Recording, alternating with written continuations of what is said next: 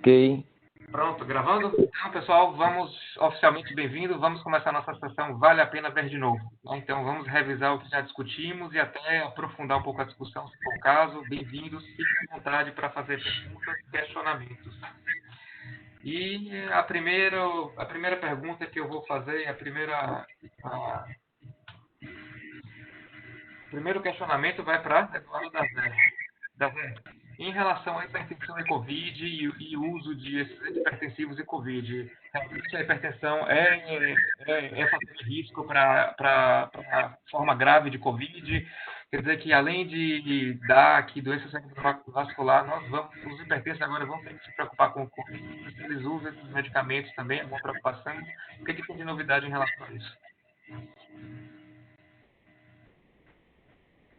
São duas questões muito interessantes mesmo, Alan. Em relação à hipertensão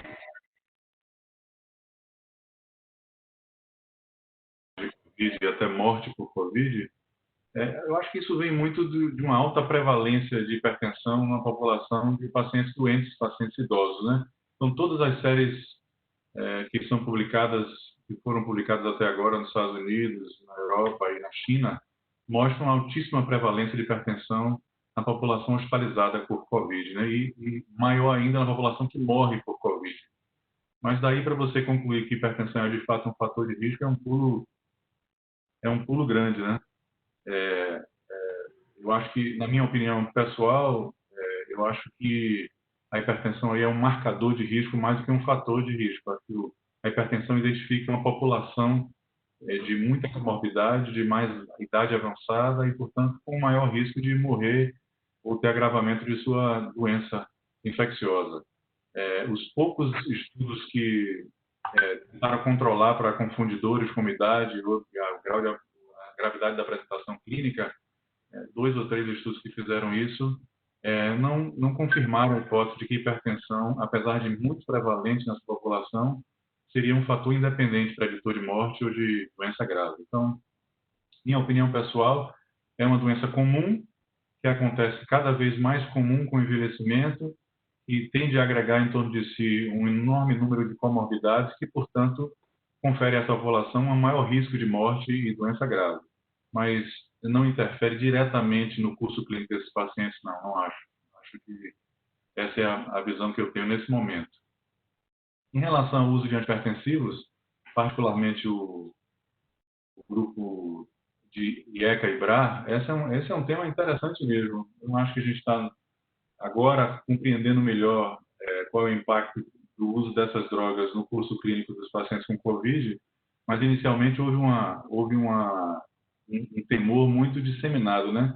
Eu acho que tudo começou a partir de um editorial um ponto de vista no Lancet, em que alguns investigadores, é um ponto de vista com muita propriedade, mas eles não apresentavam nenhum dado, apresentavam apenas uma suposição de que talvez esse grupo de medicações pudesse aumentar o risco de aquisição da doença, da infecção, e de morrer pela doença.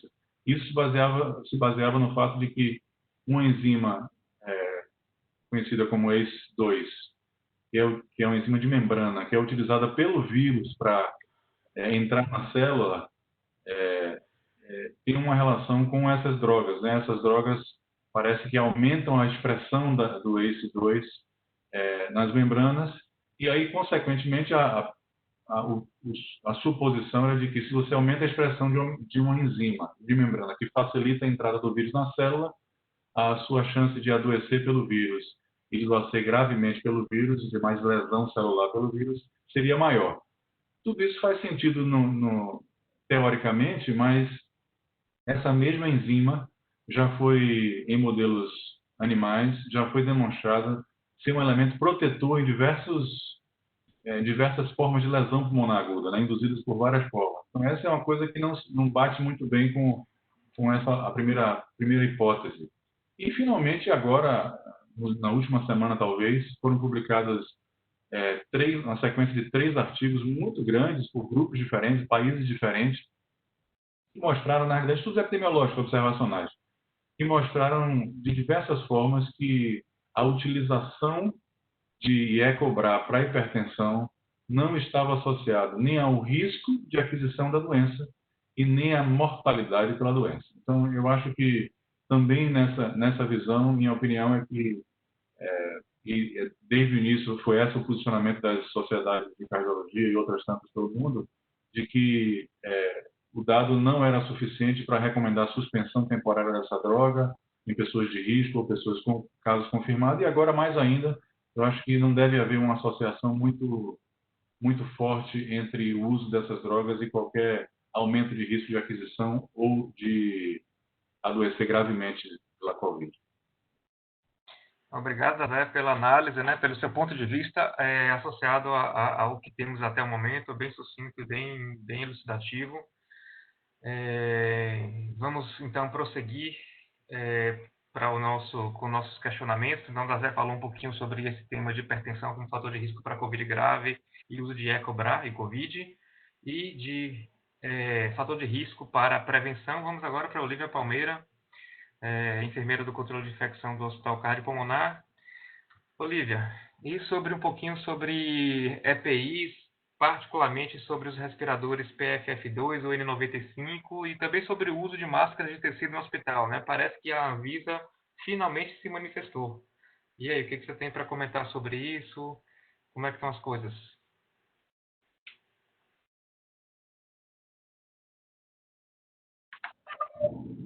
Alan, eu acho que a Olivia caiu, viu? Tá com... O dela não tá aparecendo.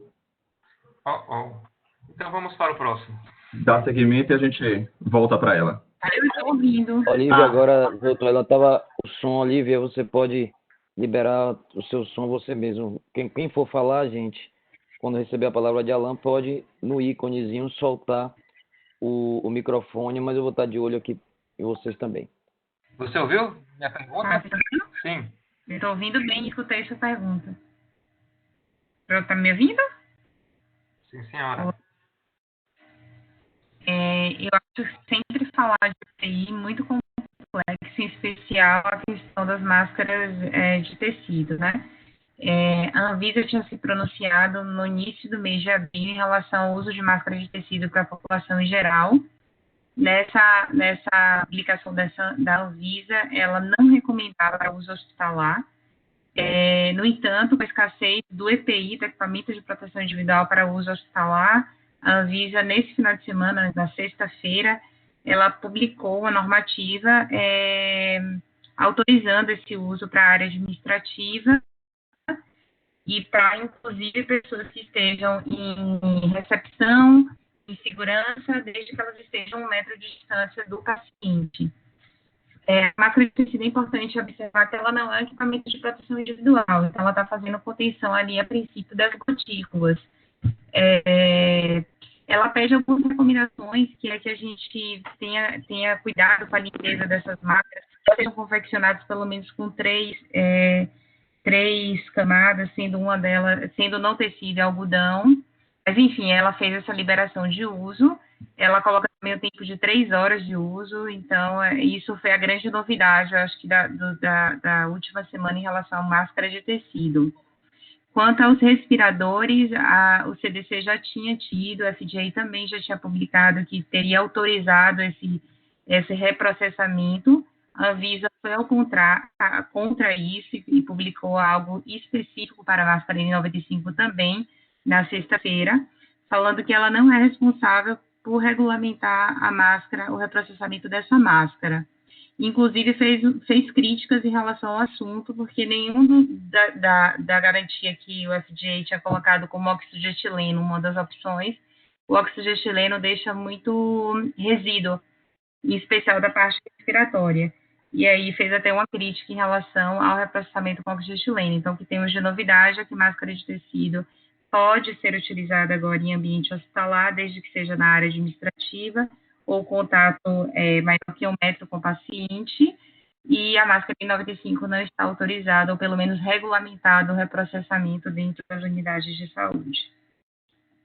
Obrigado, Olívia, pelos comentários. De fato, pessoal, essa foi uma grande mudança aí, foram 2 notas técnicas, como a Olívia comentou bem, né? Então, antes máscara de tecido era proibido para profissionais de saúde, e agora até para aqueles profissionais de saúde que estão acima de um metro, como ele falou bem, está liberado. E a máscara, reprocessamento de máscara em 95, ela disse, como acho que foi Fábio Sodré que disse, né, praticamente um sim, mas que significa um não, né? Ela disse, se você quiser reprocessar, reprocesse, mas garanta tudo, né? Garanta permeabilidade do filtro, manutenção das condições do filtro, erradicação de biofilme, que é muito difícil de fazer. Mas muito obrigado. Então, vimos um pouquinho de fator de risco de Covid, passamos agora para um pouco de prevenção de Covid, né, através de EPI, praticamente respirador e máscara. E agora, então, vamos para o diagnóstico. Então, para o diagnóstico, vamos contar com a participação de Fábio Sodré, que no penúltimo webinar falou sobre diagnóstico laboratorial. E Sodré, e todas essas curvas, para onde elas nos levam? Como é mesmo essa história? E no que isso nos ajuda a interpretar os exames? Consegue aí nos esclarecer mais uma vez e fazer aquele resumo de 3 a 5 minutos? Vamos lá. Ficou bem pequeno aí para o pessoal ver as curvas, mas de fato a gente tem uma curva publicada aí recentemente pelo JAMA no dia 6 de maio, e ele termina trazendo aí, ficou melhor agora, ele termina trazendo aí uma curva teórica de como o vírus se comporta dentro do organismo em alguns sítios. Então ele traz aí na via respiratória alta, mostrando que na apresentação dos sintomas é possível a gente já detectar o vírus através de seu material genético pelo PCR, e isso dura aí em média entre o dia 1 até o dia 7, tendo um pico entre o dia 3 e o dia 5, depois do início dos sintomas.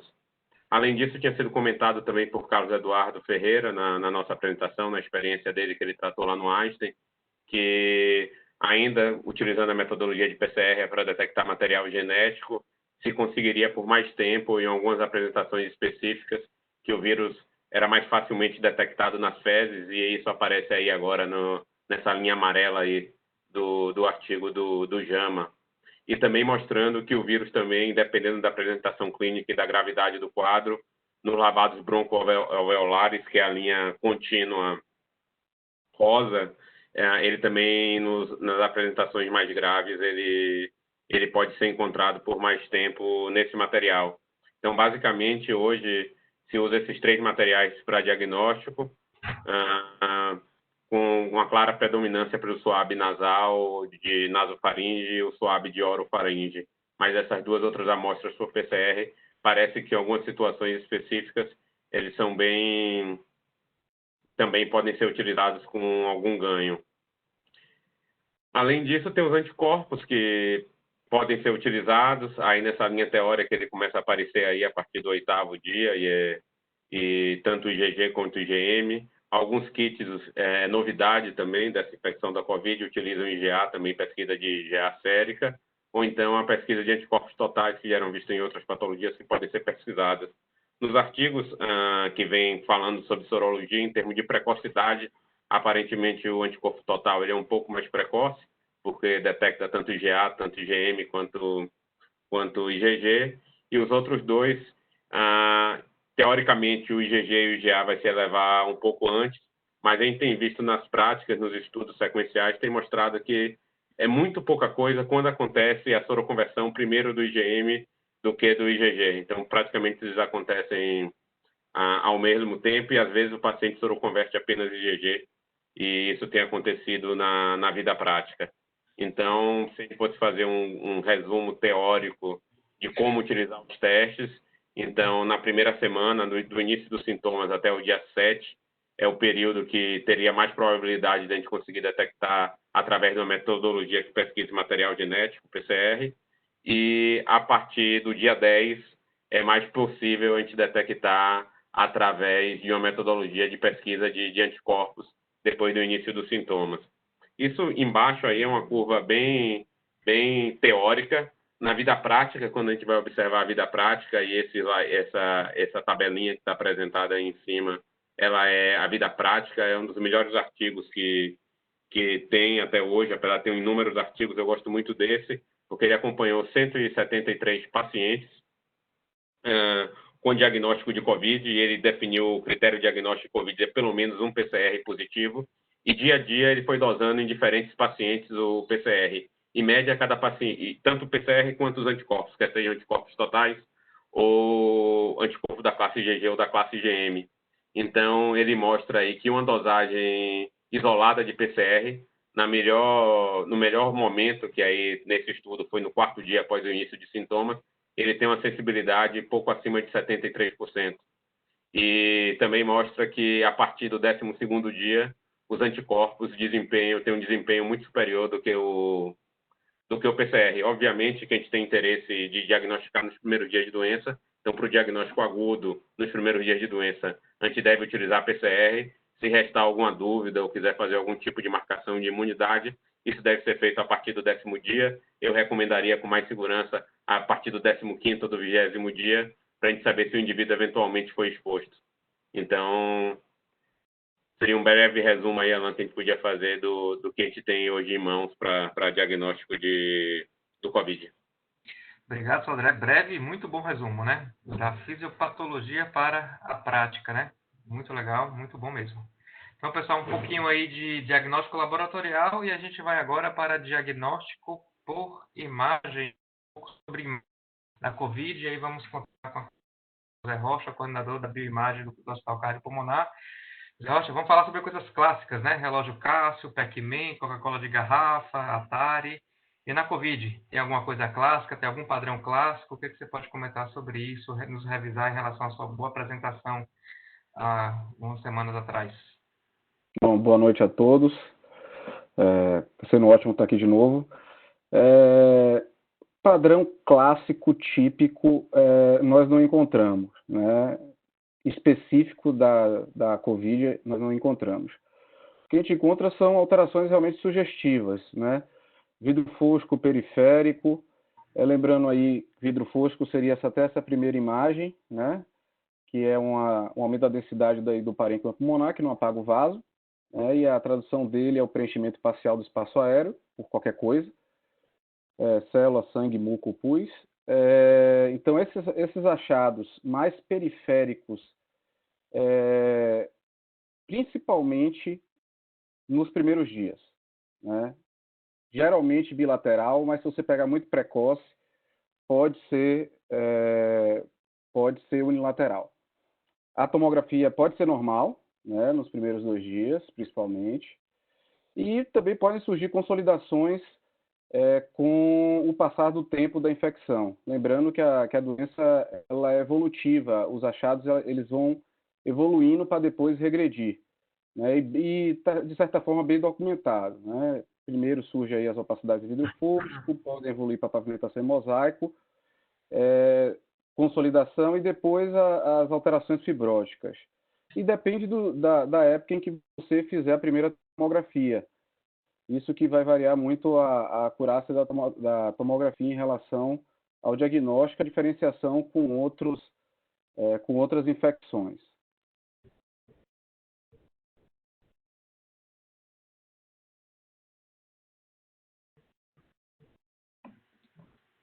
Obrigado, José Rocha.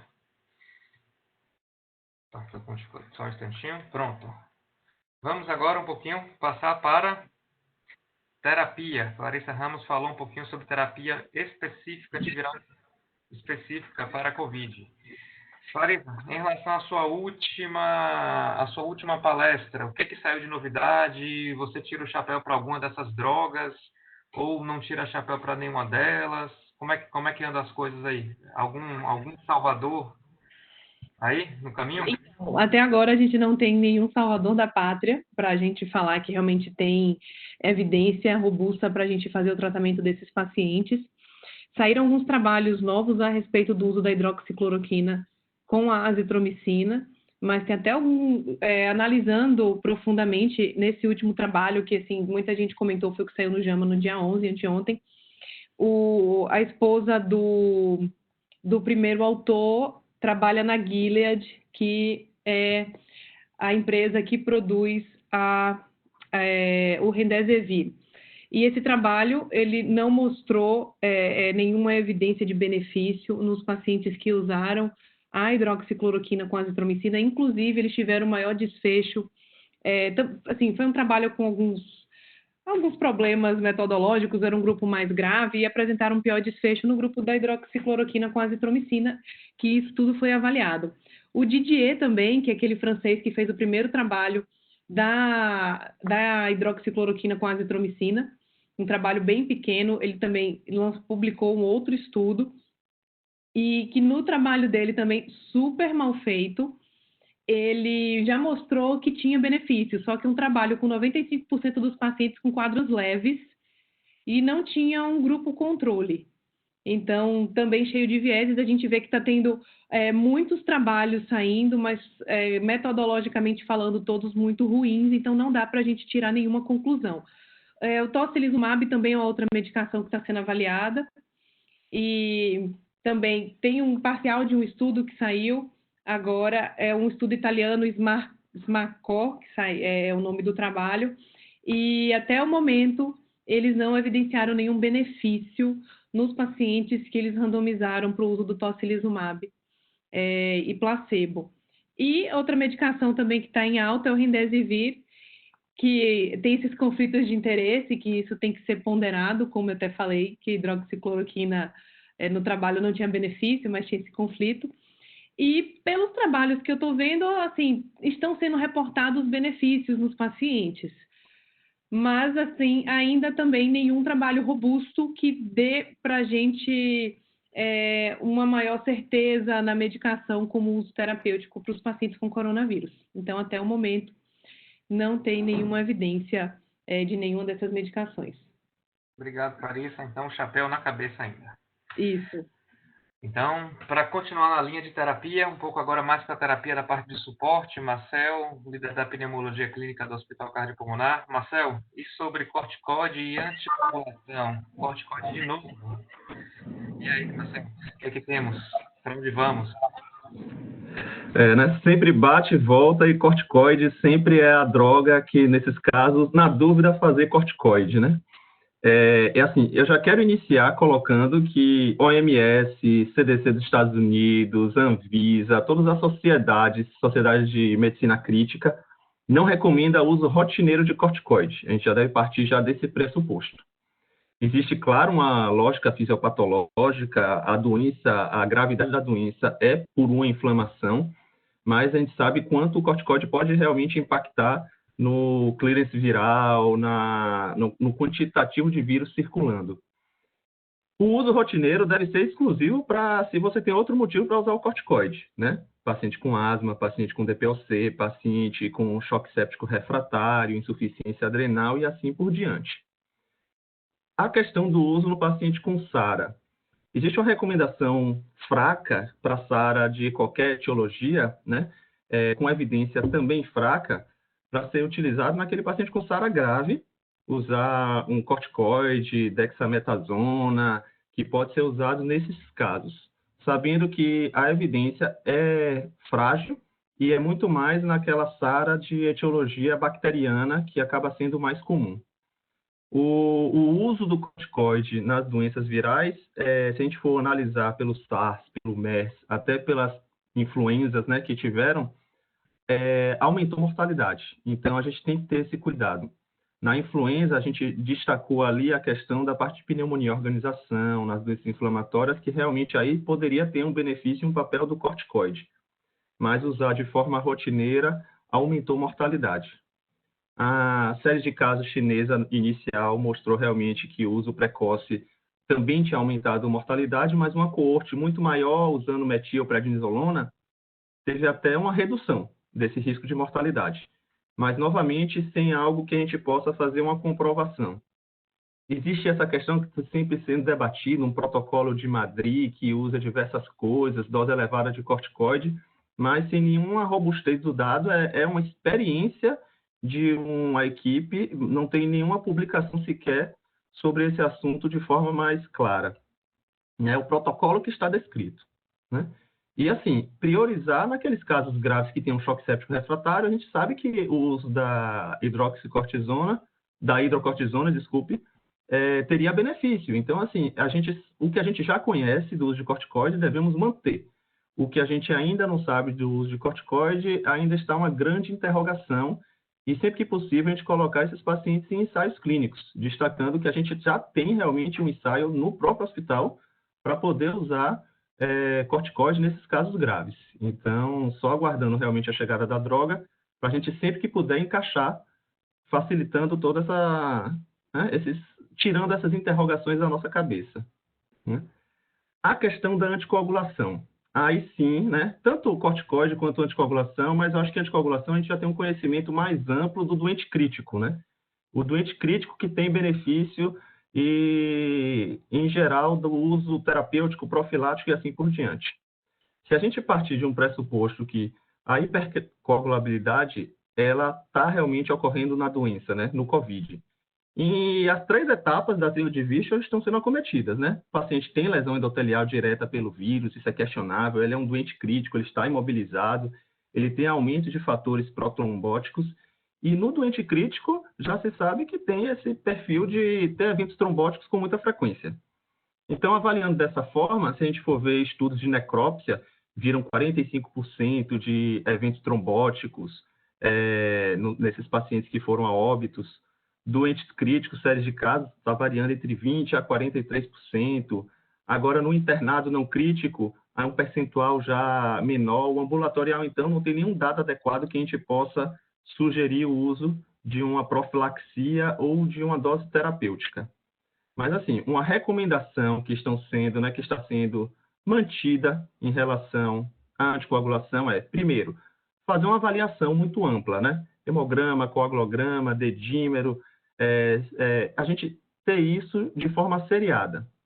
Segundo, se o paciente realmente tem uma suspeita de um evento agudo, sempre que possível confirmar, mas caso não dê para confirmar, o paciente está sem poder ser deslocado para poder fazer os exames confirmatórios e tenha uma suspeita muito elevada, pode se tratar como a gente já fazia previamente, né? Sem nenhuma mudança específica. Importante não existe nenhum valor de exame isoladamente que sugira a gente fazer um tratamento por causa do exame anormal. É mais um marcador de prognóstico desses pacientes.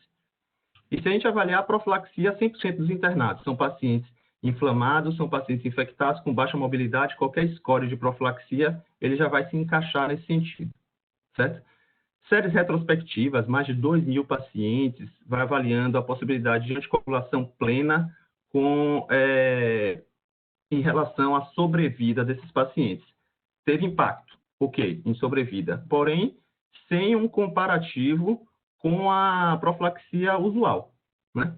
Então, se a gente for avaliar, doses devem ser feitas, doses usuais nos casos não críticos. Os casos críticos, a gente pode realmente avaliar, fazer uma dose maior, mais estendida, ou até terapêutico, principalmente para aqueles pacientes com IMC muito elevado, paciente mais de 100 quilos, vale a pena a gente poder avaliar nesse sentido. Eu acho que a outra interrogação muito significativa é profilaxia estendida pós-alta, né? Então, já existem alguns critérios para a gente poder avaliar se esse paciente vale a pena, após a alta, manter profilaxia por até 30, 39 dias, 45 dias, enoxaparina, algum DOAC. A gente não tem algo muito descrito, mas a recomendação está levando para o paciente que foi crítico, teve necessidade de internamento, passou por UTI, essa profilaxia estendida, ela deve ser, deve ser aventurada, deve ser discutida, e em alguns casos, realmente, a gente deve colocar. Só para finalizar a questão do dedímero, né, que todo mundo coloca, qual é o valor do dedímero? Realmente vale a pena a gente colocar esse dedímero e ver o nível para a gente poder fazer algo terapêutico? Nesses estudos retrospectivos, o valor de corte de dedímero para a gente utilizar, tentando fazer uma dose mais elevada, ficou cerca de 3 vezes esse valor, 6 vezes esse valor do dedímero, que daria em torno de 3.000. Então, assim, a gente juntar contexto, mas profilaxia para todo mundo, doses mais elevadas para os casos críticos, principalmente com IMC elevado, e a gente avaliar a profilaxia estendida pós-alta para os casos de risco. Perfeito, Marcelo. Muito obrigado pela revisão, excelente. E, por fim, para continuar na parte de terapia de suporte, Edson Marques, gestor de unidades críticas, né, incluindo a unidade de terapia intensiva do Hospital Cardiopulmonar. Dr. Edson, responsabilidade, um pouquinho sobre artes e ventilação mecânica na COVID, um really rapid review, no tempo de um pit stop de uma Ferrari. O que eu posso falar um pouquinho sobre isso?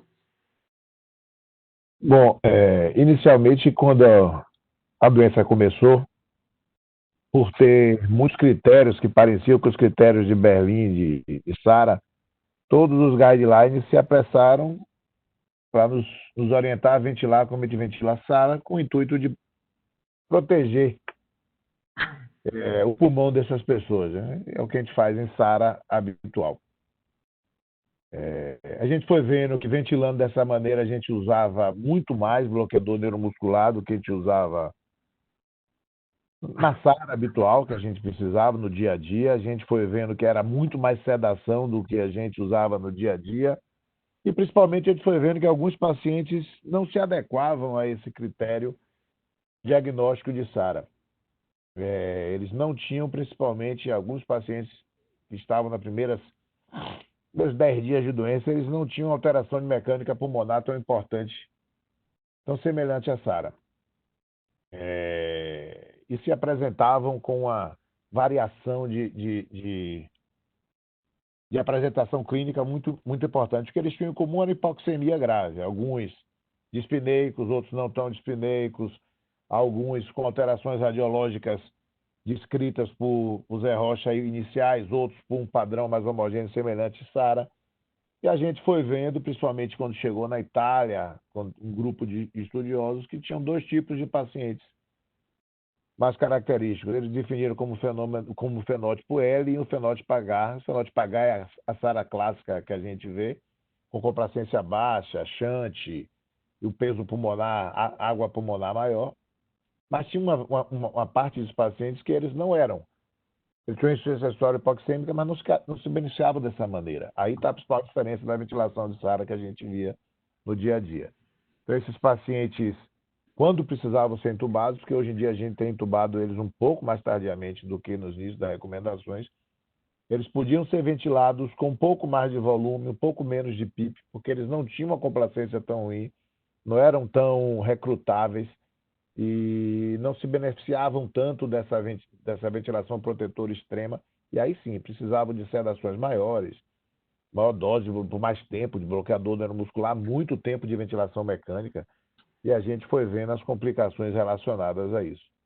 Então, se eu diria que tem algumas diferenças em relação à ventilação SARA, é a gente poder classificar o paciente, na hora que inicia a ventilação, em um tipo de fenótipo.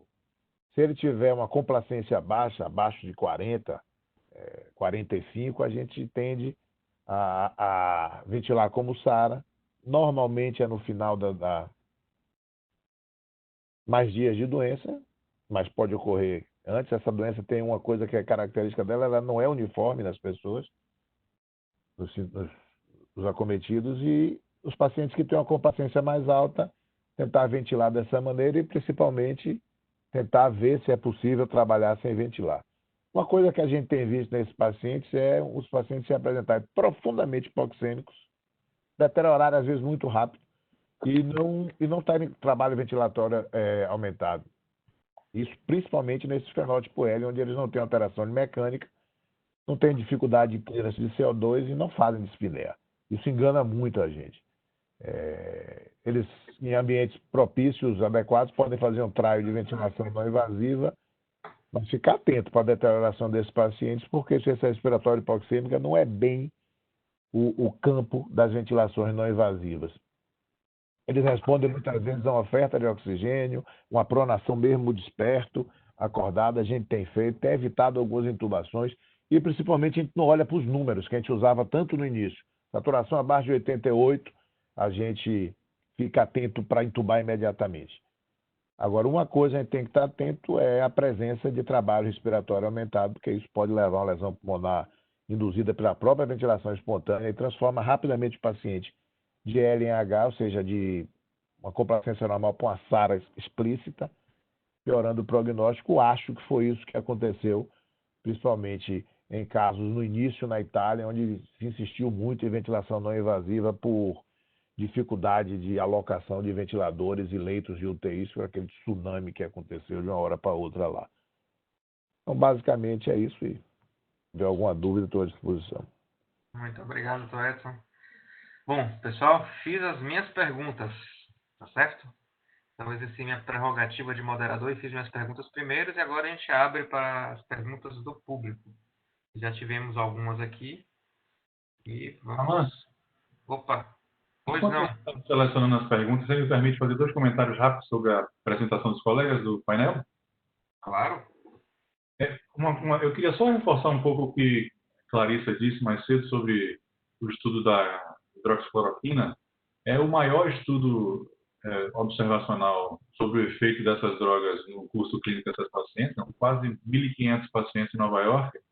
E o que ela disse é pura verdade, não houve nenhuma evidência de benefício. Mas eu queria ressaltar o seguinte, que esse estudo mostrou que aqueles que estavam tomando hidroxicloroquina com azitromicina tiveram uma taxa de parada cardíaca de 15%, o dobro da taxa de parada cardíaca em pacientes que não estavam tomando nenhuma das duas drogas. Então, é um único dado significativo entre os grupos que foram comparados. Eu acho que não é uma coisa banal, é uma coisa importante de ser dita, especialmente entendendo os riscos ligados à hidroxicloroquina.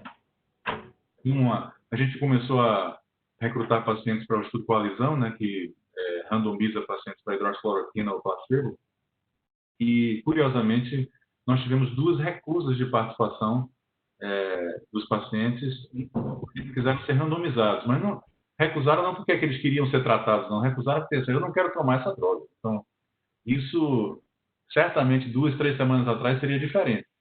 E vejam como em menos de um mês, até a percepção do público em relação ao papel dessa droga mudou claramente. Então, esse é um dado importante. E outra coisa, eu concordo com tudo que Marcel disse, a gente deve tratar os pacientes COVID da mesma forma que os não COVID, pacientes críticos hospitalizados do ponto de vista de prevenção de tromboembolismo venoso, mas existe uma publicação que foi demonstrada agora, ainda não foi publicada oficialmente, é um dado que foi publicado no Jack, do grupo de Mount Sinai.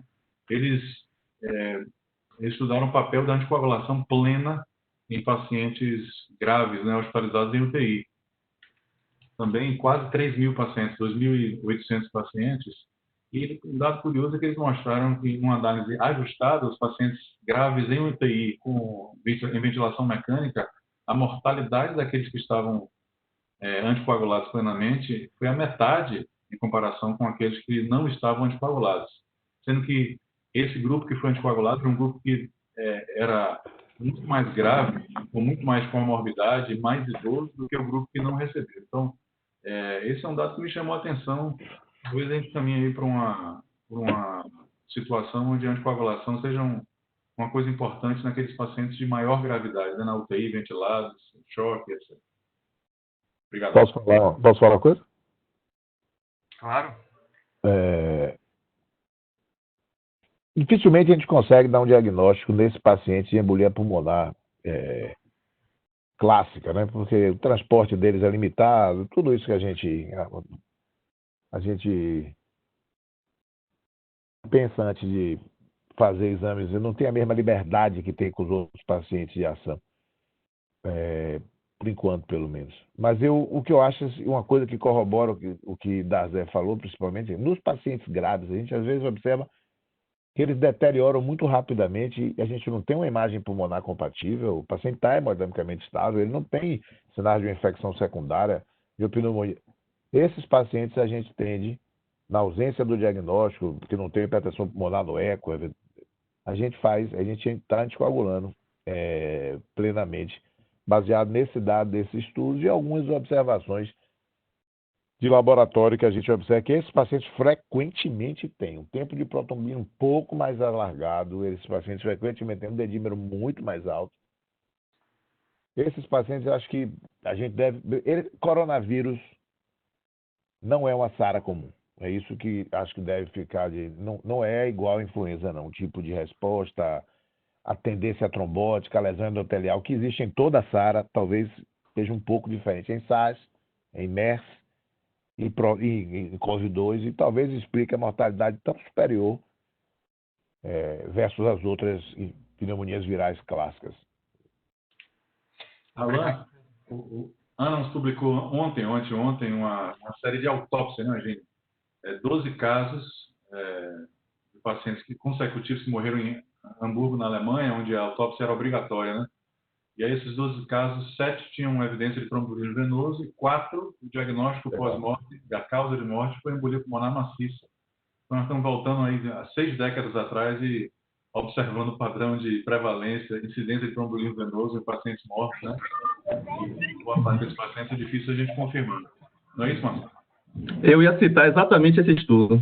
4 que ficou como causa de morte, TEP, e eu não sei se você prestou atenção ali, Dazé, o valor do dedímero nesses casos, né? Tem 2 acima de 20 mil e 1 acima de 100 mil, né? Então, assim, realmente mostrando que é diferente. É interessante que está lá gravado a minha primeira aula, que eu falava muito da SARA, que a gente tem a SARA, que a gente sabe como conduzir, e agora realmente eu concordo 100% com o Dr. Edson. É diferente, a gente está vendo que tem essa diferença. Nesse estudo que você citou, com relação à anticoagulação plena, eu vi também, teve essa mudança realmente de mortalidade significativa no paciente crítico. E não teve diferença no paciente não crítico, né? Aquele paciente que não passou na UTI, né? Então, assim, eu acho que o mínimo é fazer aquela dose mais cheia, né? A gente fazer 40 de 12 em 12 de enoxaparina, eventualmente fazer até a dose plena mesmo. Se tiver qualquer suspeita adicional, dose plena. Eu acho que pelo menos isso a gente já conhece, pelo menos isso já nos dá uma segurança até de efeitos colaterais, tudo isso. Então, a gente tem um controle realmente um pouco maior nesse sentido.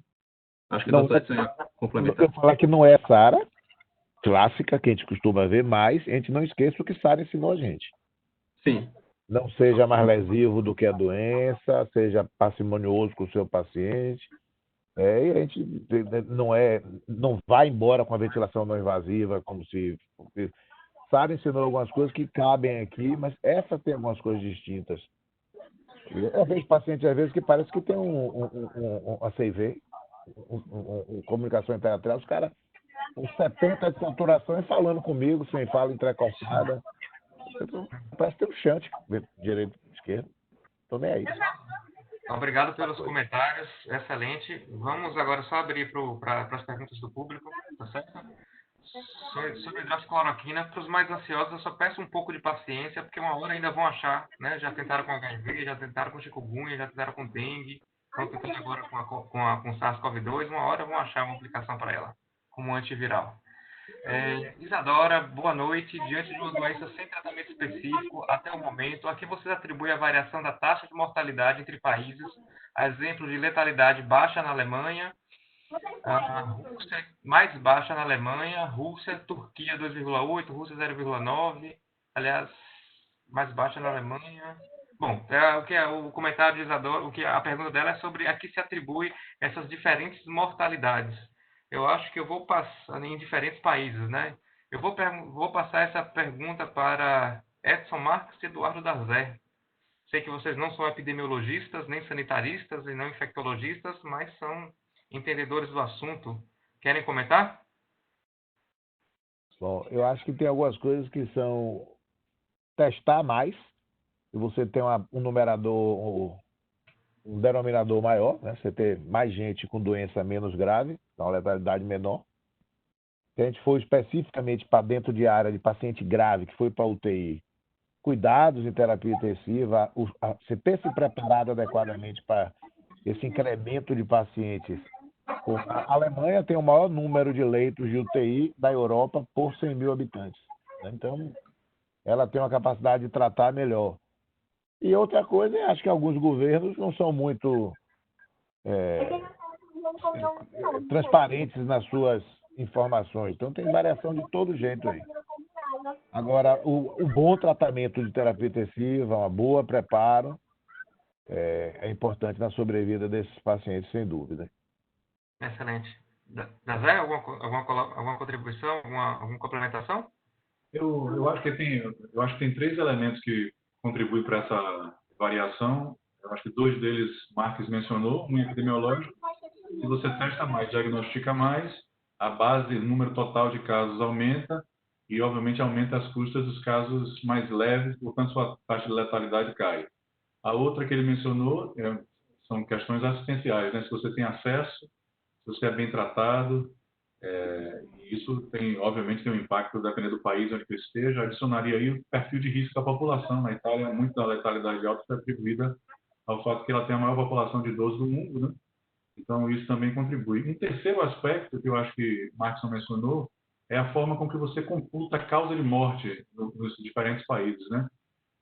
Em alguns países, como o nosso, se o indivíduo tem um teste positivo e morre, não importa como ele morreu, ele contabiliza como morte por Covid. Em alguns outros países, há uma análise mais refinada sobre a causa-morte, independente do status do teste diagnóstico do PCR, sabe?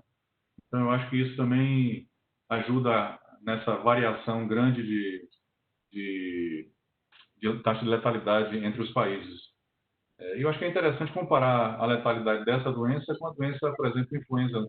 Quando começou, a gente duvidava muito que essa doença tivesse uma taxa de letalidade maior, que provavelmente era igual à influenza. Parece que não, né? Parece que realmente é bem mais grave e mata mais do que a influenza, né? Eu não sei o que é que você pensa lá. Concordo, Zé. Como falou, mortalidade é um numerador, a gente é relativamente, é uma fração, a gente é relativamente bom em detectar o numerador, eu estou dizendo relativamente, nem tão bom assim, às vezes depende de como é a nossa estratégia de busca de síndrome respiratória aguda grave e óbitos por ela, mas se a gente é relativamente bom no numerador, a gente é péssimo no denominador, obviamente depende muito da estratégia de cada país, então um país que tem uma estratégia pouco agressiva realmente não vai diluir, como você mesmo falou. Então, é muito. E a parte assistencial realmente contribui bastante. É por isso que eu acho que o Brasil ainda vai ter muita coisa ruim por vir, muita coisa ruim por vir mesmo. E eu acho que sim, que ela é pior que a influenza H1 pandêmica, H1N1 pandêmica 2009. Acho que a mortalidade é maior do que aquele 1 abaixo de 1% do que isso. A mortalidade real, seja qual for, né, na verdade. Bom, temos duas perguntas aqui, Zé Rocha, sobre tomografia, né? De Alexandre Pustiunic e de Paula Thanos, sobre a TC de tórax no screening pré-operatório, seja ela de letiva, seja de urgência, se existe o espaço para isso, e se você tem experiência com isso, se você conhece alguma literatura, ou se não, se tem experiência em algum serviço que está fazendo isso, e se dentro dessa experiência vocês têm detectado casos daquele padrão, entre aspas, sugestivo e típico, né, em pacientes assintomáticos que iriam fazer um procedimento de urgência ou eletivo? Bom, essa pergunta até foi feita no momento da minha apresentação, e eu vou até dar uma resposta um pouco mais completa do que a que eu dei da outra vez. Da outra vez eu falei que a tomografia pura e simples, não tinha papel, né? Mas associado, o que eu vejo é que se você fizer uma associação da tomografia com o PCR, e também talvez a medição de temperatura no momento no ato da cirurgia, o teste de anosmia, associar o máximo de métodos simples e fáceis à tomografia, pode sim haver uma melhor triagem desses pacientes, né? Nós estamos fazendo isso, sim, em outro hospital, São Rafael.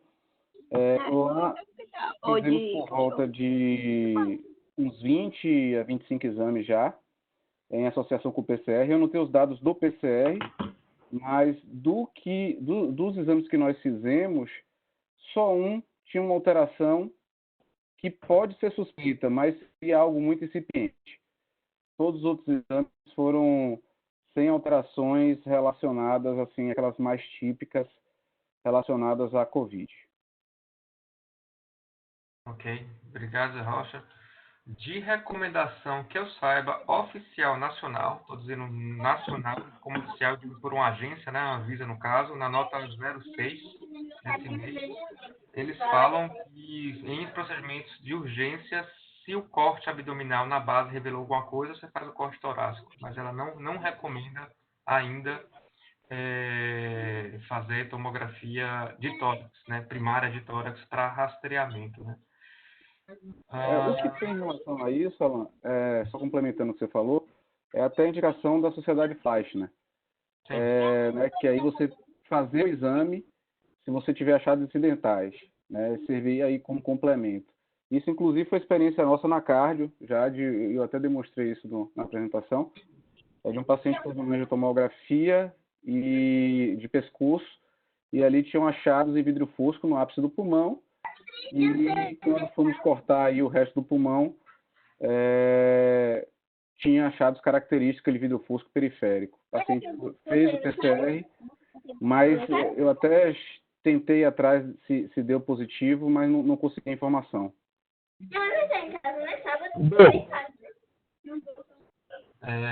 Obrigado. Olivia? De problema. Pessoal, silencie o microfone, por favor. Olivia, temos uma pergunta de Damares, nossa endocrinologista. Qual a orientação para uso de EPI para atendimento em consultório nos dias atuais?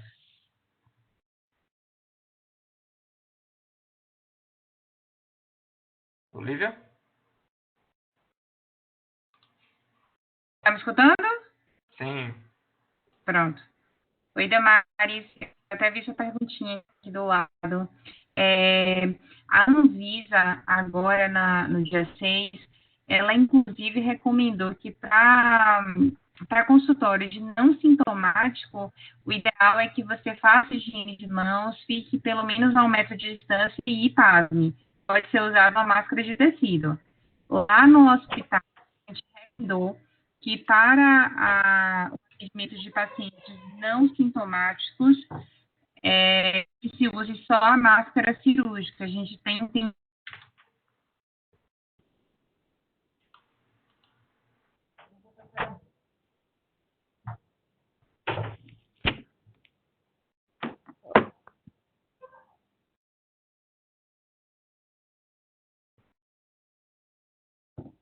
feto, a gente coloca. Acho que estamos com problema com a conexão de Olivia. Como... Olivia, só um pouquinho, porque sua conexão deu problema. Deixa eu estabilizar um pouquinho enquanto eu faço outra pergunta, então. Olivia, Olivia, pode tirar, sua internet deve estar variando, pode tirar um pouquinho o vídeo e aí vai estar ok, melhor para o áudio. Perfeito. Olivia, desative sua câmera, por favor. Enquanto isso, eu vou fazendo outra pergunta. Melhorou? Agora sim. Quer complementar? Pode falar, então.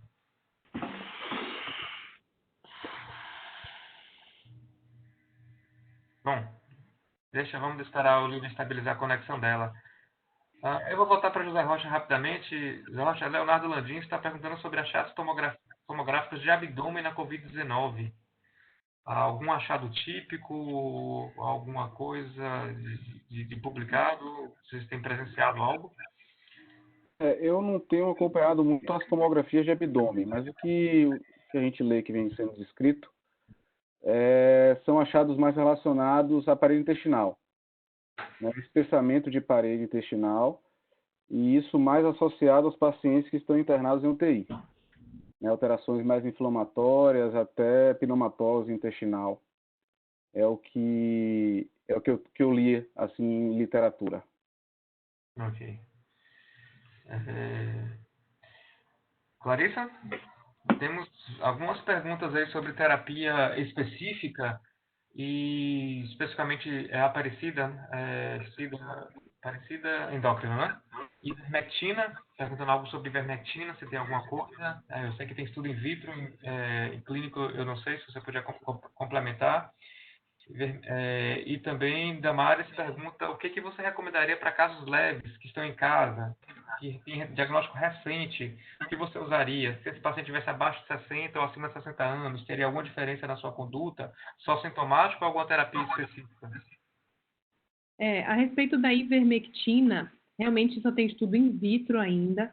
E um adendo interessante é que tem uma revista de farmacologia, ela liberou um dado interessante que no estudo in vitro, a dose utilizada para ter uma eficácia de inibição do vírus é uma dose que ela é 35 vezes maior do que a dose única de um comprimido de ivermectina. Então, a gente teria que fazer uma dose muito absurda para poder conseguir atingir essa concentração que ela é evidenciada in vitro com a medicação. A respeito do tratamento dos pacientes que ficam em casa, realmente é sintomático e esperar passar a doença e ficar também de olho nos sinais e sintomas a nível de evolução, questionar sobre presença de dispneia, como é que está para fazer as atividades regulares, para observar fatores de gravidade e, se for necessário, encaminhar para o serviço de saúde, principalmente aqueles com mais de 60 anos. Alan, se quiser complementar aí. Pois é, se for segunda, quarta e sexta, eu recomendo chá de limão com mel. Se for quinta, eu recomendo água boricada. Perfeito. Eu prefiro a minha. Eu não recomendo nada não, gente, também. Então, assim, é tratamento de suporte mesmo. Ainda mais nesses pacientes, até que se prove o contrário. Aproveitando a sua presença, tem uma pergunta sobre lopina com ritona, com caletra e interferon. Algum estudo sobre essas drogas, Clarissa? Algum comentário? Não, até eu dei uma pesquisada, não vi nada mais de novo, não. Dei até meio uma caída depois do último trabalho que eu vi do Caletra, que não tinha mostrado benefício. Então, deu até uma sossegada mais a respeito disso. A princípio, eu não vi nada que demonstrasse benefício com essas medicações. Ok. Nazel, Anestésia, perguntou... Olivia está aí. Eu acho que eu vou responder. Após 14 dias com PCR positivo e sem sintomas, o profissional de saúde precisa de algum exame de controle para voltar a trabalhar? É uma pergunta realmente... Mas particularmente eu uso a estratégia do CDC para pacientes sintomáticos, COVID positivo, que tiveram sintomas.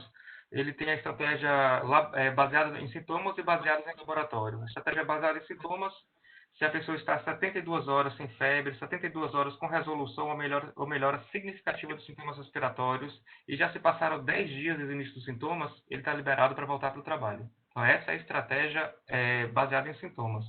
Na estratégia baseada em PCR, se você resolveu a febre, resolveu os sintomas ou melhorar os sintomas respiratórios, e você tem 2 PCRs negativos separados por 24 horas, você estaria apto para retornar para o trabalho. Então, a estratégia baseada no PCR, a vantagem seria essa. Teoricamente, você não precisaria esperar 10 dias se a pessoa melhorou muito rápido, né? Eu não faria controle de cura com PCR para o paciente que, por exemplo, fica assintomático e tem os critérios clínicos. Eu não faria, porque eu não saberia até o que fazer. Se for negativo, tudo bem, mas se for positivo, esse vírus é viável, é só material genético residual. E aí esse cara vai ficar afastado por mais quanto tempo? Força de trabalho hoje é muito importante, né? Então os hospitais estão sofrendo muito. Então, eu acho que eu manteria ser mais simples. Lembra que a gente está falando de casos leves ambulatoriais. A gente não está falando de paciente imunossupresso ou pacientes internados, ventilação mecânica, que aí talvez realmente eles possam disseminar por mais tempo. Mas se fossem os casos leves ambulatoriais, eu não acho que deve ser muito diferente de tantos outros vírus respiratórios. Então eu ficaria mais com essa estratégia ou clínica de 10 dias ou PCR, se a pessoa tiver recurso para fazer 2 PCRs, né? E separado por 24 horas. Mas não faria controle de cura para o PCR, não.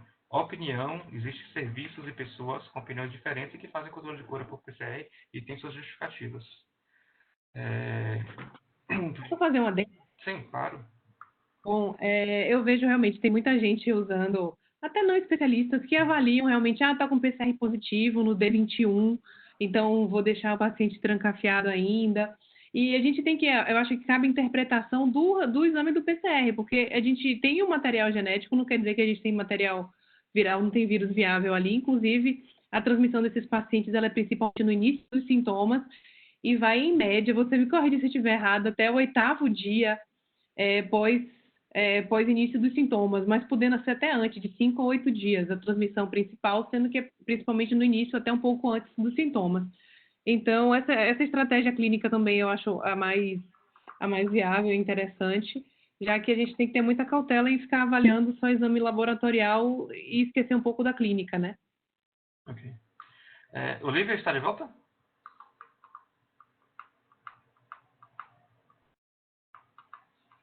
Alan, você está me...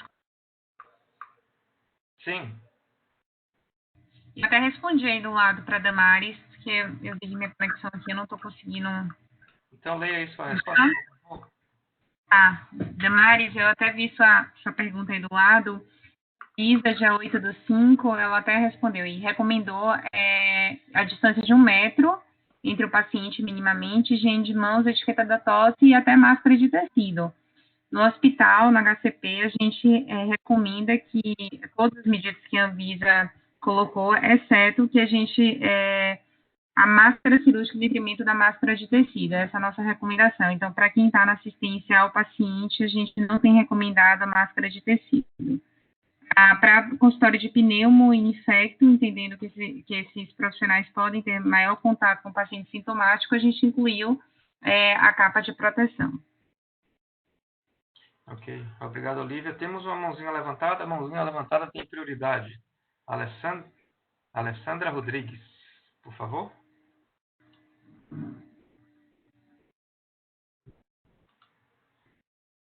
Organizador desse curso. A Alessandra está com a palavra. A Alessandra está com o microfone aberto.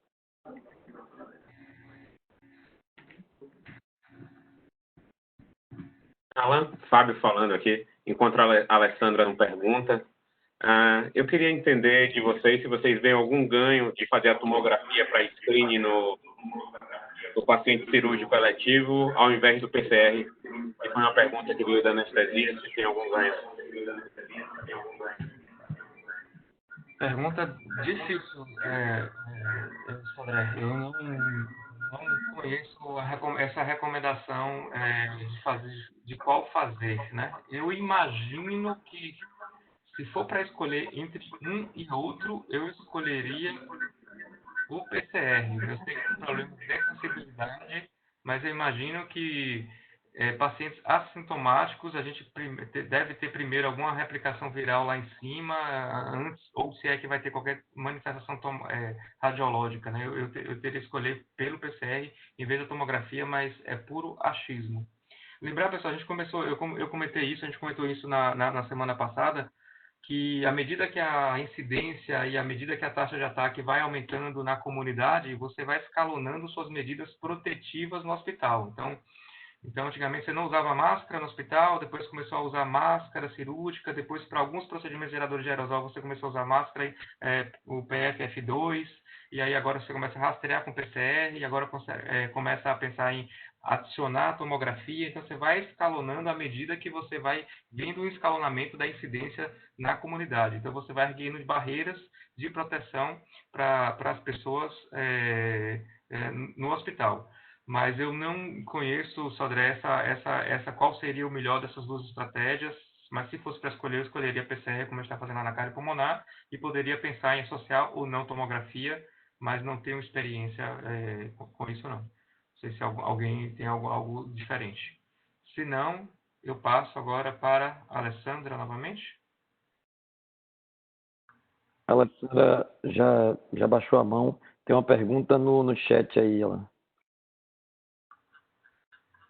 Olá, enquanto você está vendo essa pergunta, essa comentário de Fábio foi muito interessante porque a gente tem vários relatos de que pacientes assintomáticos fazem a tomografia e de repente está lá os achados ditos típicos, né, de vidro fosco nas bases, segmento posterior, etc. Mas aí a resposta para a utilidade da tomografia como screening em pacientes assintomáticos tem que passar pelo entendimento de qual é o percentual de pacientes que têm alterações na imagem, com a incidência dessas alterações e quão precoces elas aparecem, né? Porque se a gente levar em conta que a população que está screening é uma população assintomática que vai fazer uma cirurgia, qual é a chance dele ter um achado na tomografia que seja típico de COVID e que impacte na decisão de seguir ou não com o plano da cirurgia, né? Mas vou passar a palavra para Zé Rocha dizer qual é a frequência de achados pulmonares na tomografia em pacientes com COVID e quão precoce esses achados acontecem. Então, eles podem acontecer mesmo em pacientes assintomáticos mesmo, tá? Tem alguns estudos que mostram, até aquele do Cruzeiro que foi feito, os pacientes ficaram isolados, que quase 50% desses pacientes tinham achado a tomografia e não tiveram nenhum tipo de sintoma. Mas isso varia também. Tem estudo que mostra que 53% das tomografias nos primeiros 2 dias de sintoma podem ser normais.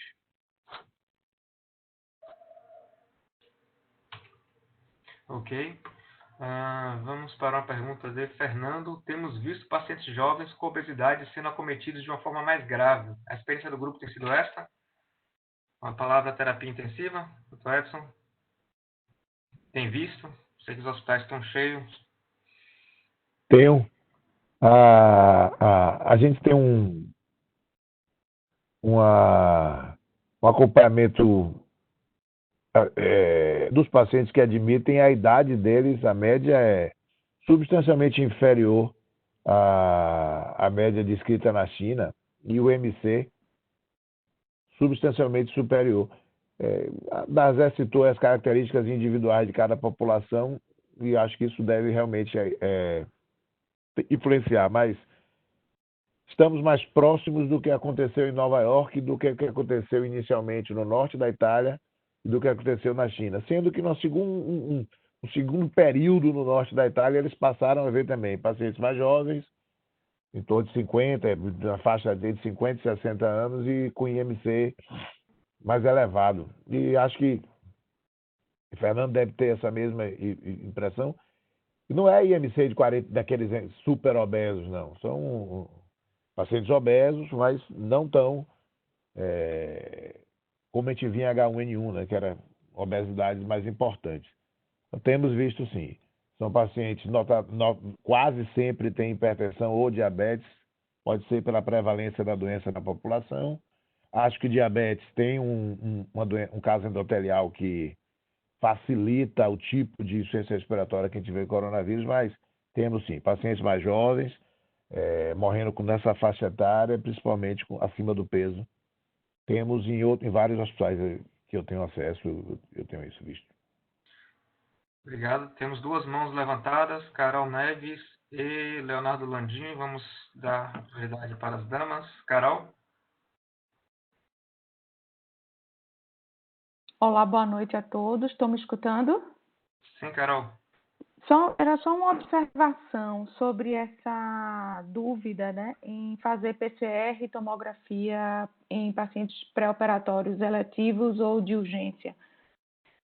Só para fazer um relato de experiência, os centros transplantadores de órgãos, aí eu falo do parte de rim, né, tem feito sim o PCR em receptor e tem feito também a tomografia, mas lembrar que é uma população extremamente sui generis, né? São pacientes renais crônicos em diálise, em clínicas satélites que se expõem 3 vezes por semana à terapia dialítica. Então, quando eles são ranqueados e convocados para o transplante renal, sim, os grandes centros de São Paulo e do sul do país têm feito PCR e tomografia. Mas lembrar que esse paciente renal crônico que está em diálise vai ser imunossuprimido, né? E muitas vezes imunossuprimido com a carga alta de imunossupressor. Então, se faz o PCR e a tomografia. Só uma observação para contar uma experiência. Obrigado, Carol, por compartilhar essa experiência, né, sobre subpopulação específica e de risco, né? Então a gente pensa realmente na situação da comunidade, na pressão seletiva da comunidade sobre o hospital e também na população específica de risco, né? Então temos mais duas mãozinhas levantadas. Obrigada. Sodré e Leonardo Landim. Leonardo Landim? Opa, boa noite a todos. Eu vou voltar exatamente nessa história do screening por tomografia de abdômen, principalmente para cirurgia de urgência, tá bom, Alain? A história é exatamente essa. Se em cirurgia eletiva eu faço screening através de PCR, porque eu tenho tempo para fazer isso, talvez na cirurgia de urgência eu não tenho como fazer screening com PCR, até mesmo porque o resultado eu vou levar de 48 a 72 horas para ter isso. Então não seria uma justificativa nas cirurgias de urgência, até mesmo porque hoje a grande maioria das patologias de urgência abdominal aí já vai para uma tomografia de abdômen não justificaria a gente já fazer um corte ao mesmo tempo do tórax para fazer esse screening? A ideia é exatamente a gente tentar preservar a equipe cirúrgica, a equipe de enfermagem, a equipe anestésica nesse paciente com adequada paramentação, a ver se a gente tiver achados, e não só aquela história de, eu cortei o abdômen, eu tenho alguma imagem na base pulmonar. Por que não já cortar isso? E se eu tiver um paciente com a tomografia que sugere, eu já preveni toda uma equipe anestésica, cirúrgica e de enfermagem para evitar afastamento da equipe. É uma boa pergunta, uma boa pontuação, Leonardo. Sodré, aproveitando que você levantou a mão, daqui a alguns dias, daqui a quantos dias nós teremos PCR em quantos minutos? Minutos é uma provocação. Sodré, me salve aqui. Deixa você só aí. Só da provocação. E talvez a gente vai ter um PCR mais rápido que a tomografia, não é verdade?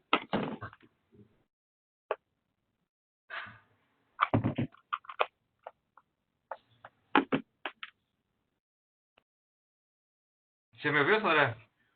Tô ouvindo. Tá ouvindo agora, Alan? Sim, deixei você só aí. Mas daqui a alguns dias teremos PCR em quanto tempo, mais ou menos, então, Sodré?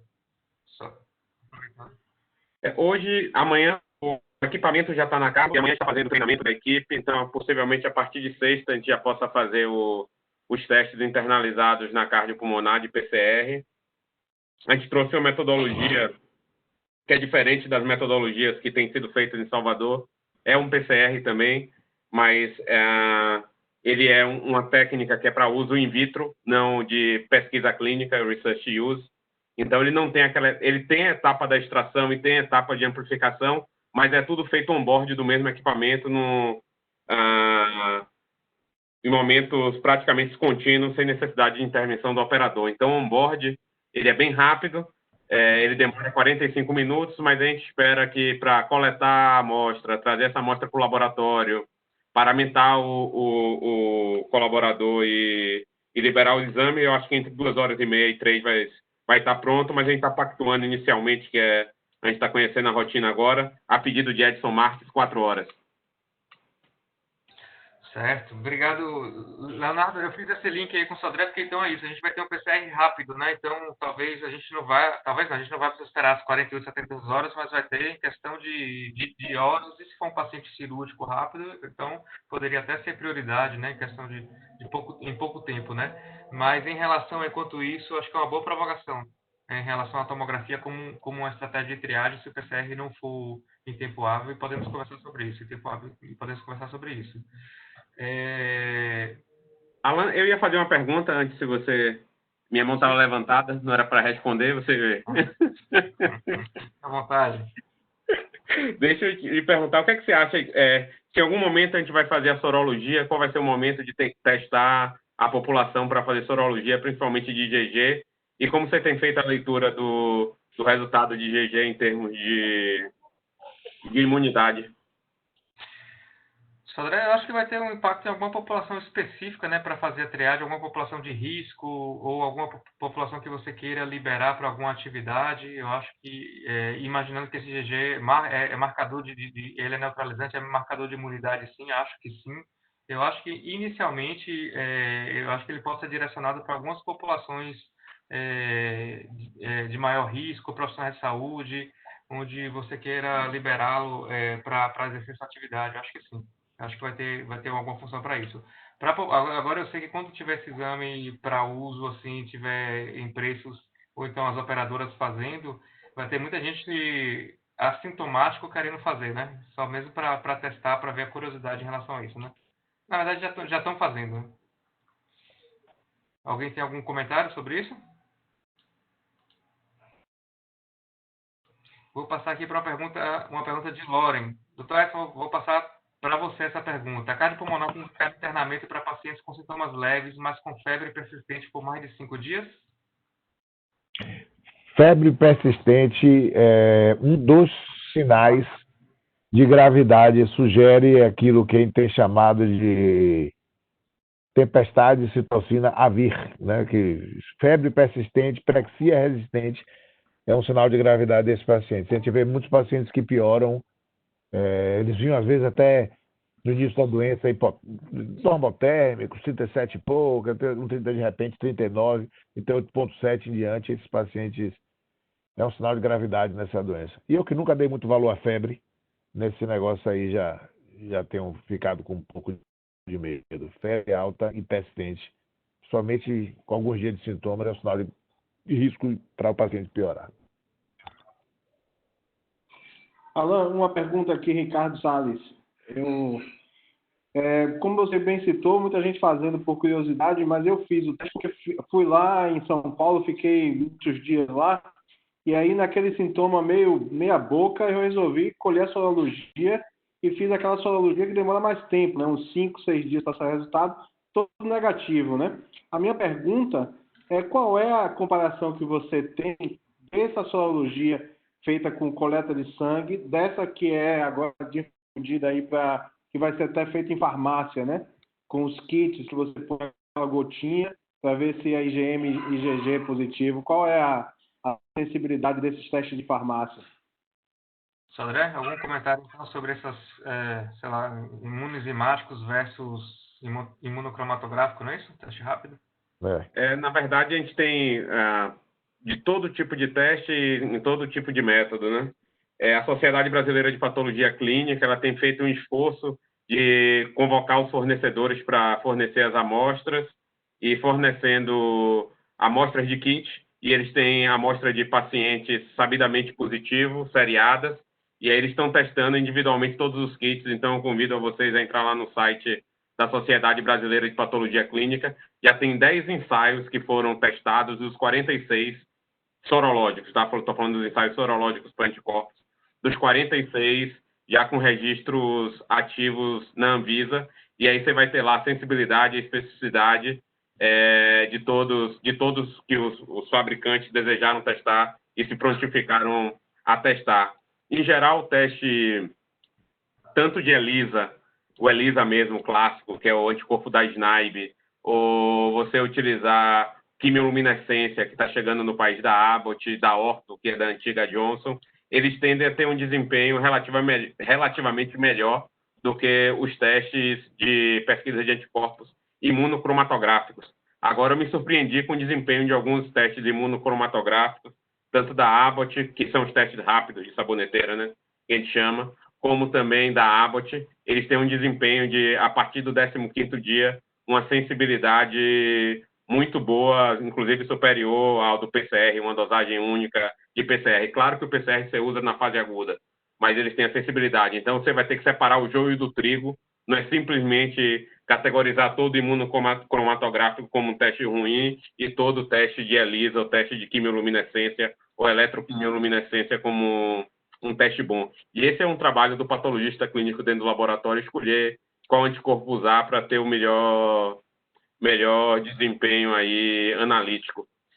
Tem uma frase que foi difundida muito e que não sei nem se vale a pena aqui, mas vou pedir licença para colocar, que diz: o teste rápido não presta. Então, essa foi a frase que é trazida sobre o teste rápido não presta. Então, a frase correta seria: o teste imunocromatográfico para pesquisa de anticorpos no início da doença não presta, porque no início da doença a gente não tem anticorpos detectáveis. Mas se você tiver um bom teste imunocromatográfico para dosar a partir do 15º do 20º dia, ele pode ser uma boa ferramenta para que ele se aplique. O único cuidado que tem que ter com o teste imunocromatográfico é que, se você usa sangue total, a sensibilidade cai muito. Então, mesmo os testes imunocromatográficos, é recomendado você sorar a amostra e centrifugar e analisar com base no soro. Então, esse é uma coisa do teste imunocromatográfico. Em relação a realizar teste laboratorial em farmácia, ainda mais teste nessa complexidade, são os absurdos que a Anvisa permite no período de pandemia. Então, eu pessoalmente sou contra. É um teste de várias etapas. Então, é um teste que um operador não treinado vai ter problema. E, além disso, a tendência que não vai ter centrífuga na farmácia é que você use o sangue total. Isso vai diminuir bastante a sensibilidade. Perfeito. Obrigado, André. Marcel, copia? Controle tomográfico de rotina ou guiado por sintoma?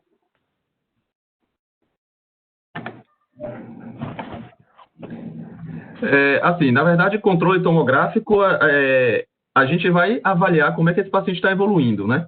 Então, ver aquelas etapas, como o Zé Rocha colocou, da imagem inicial vidro fosco, evoluindo para uma imagem mais consolidativa, pavimentação em mosaico, depois consolidação e resolução, é algo que a gente não necessariamente precisa documentar em todos os casos.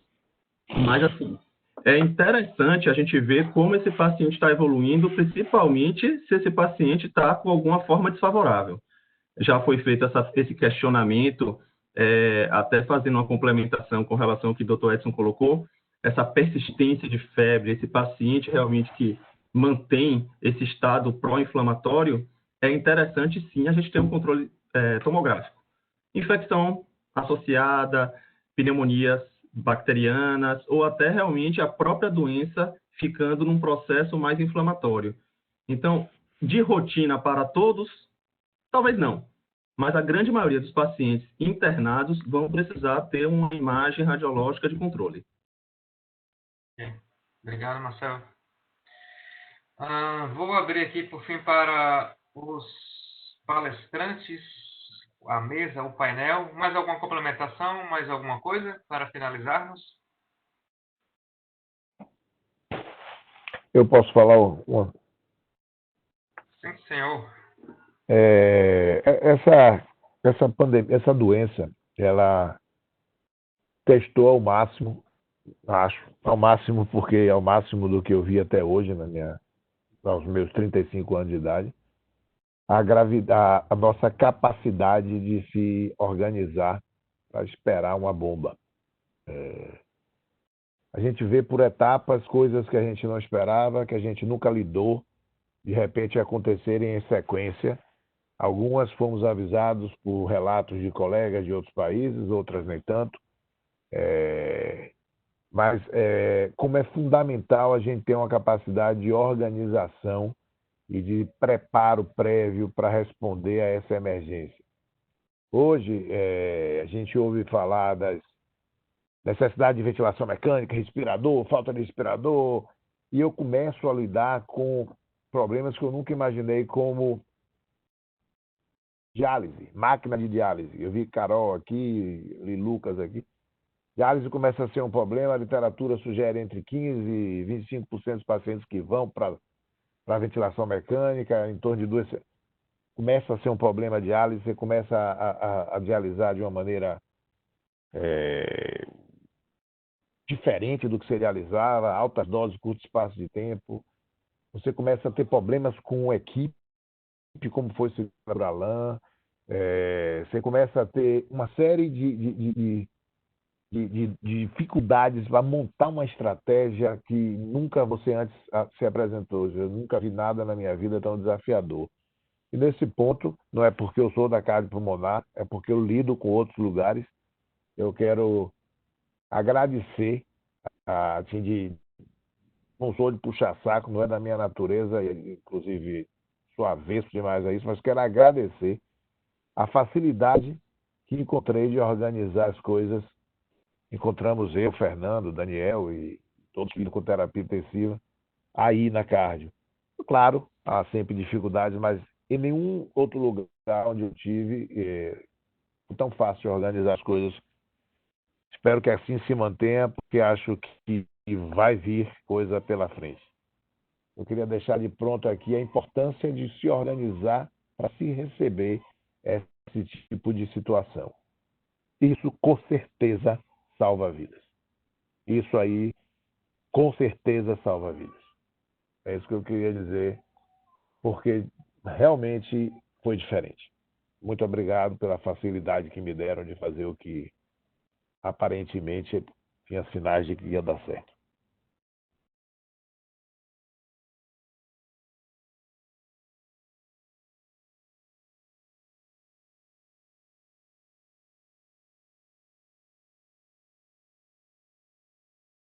Alan, seu microfone está fechado.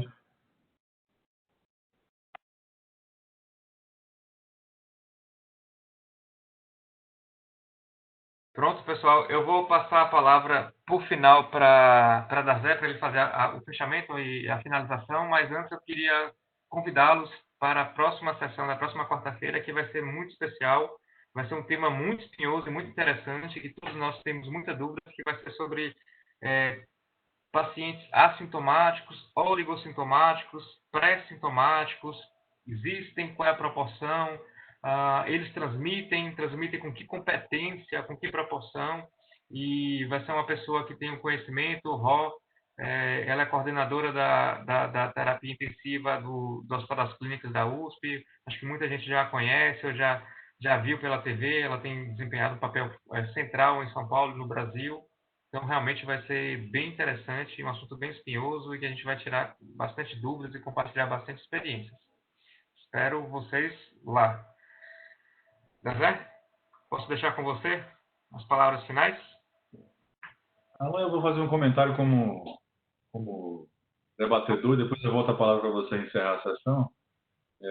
Primeiro, agradecer as palavras de Edson Marques e ratificar aqui o papel importante que ele tem no CAC pulmonar de organizar esse trânsito desse tipo de paciente, né, com potencial de gravidade enorme, desde a chegada até a alta, passando por todas as instâncias de cuidado de pacientes críticos na instituição. Para finalizar minha participação, eu queria só alertar sobre um aspecto dessa doença que é curiosa, que é nova para mim, é nova para todo mundo.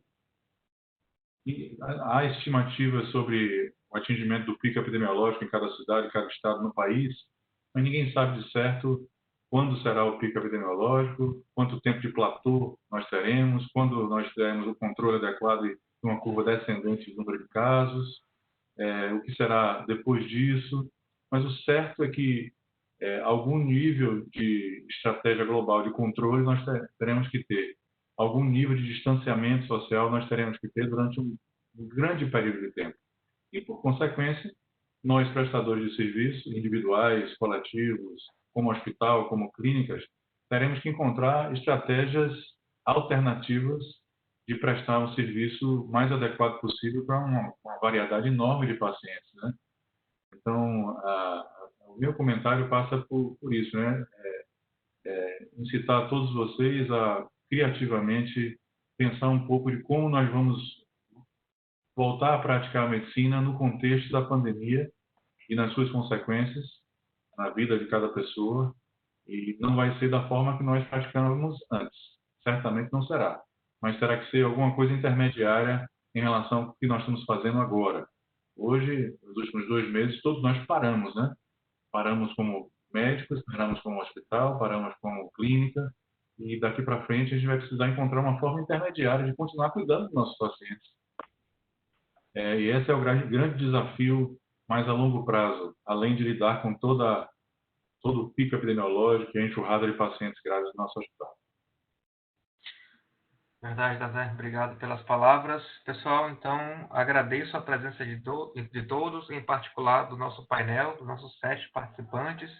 Faço um agradecimento especial também a RIT, que essa é a pessoa que está aí oculta e estimulando como ensino e treinamento HCP. RIT é um dos organizadores desse evento, né, e despende vários esforços aí para que isso aconteça. RIT, obrigado pela parceria, pelo apoio. Obrigado a todos e a presença de todo mundo. Tem sido muito legal. Boa noite, pessoal, e até quarta-feira. Vai ser bem interessante. Venham armados. Boa noite a todos. Boa noite.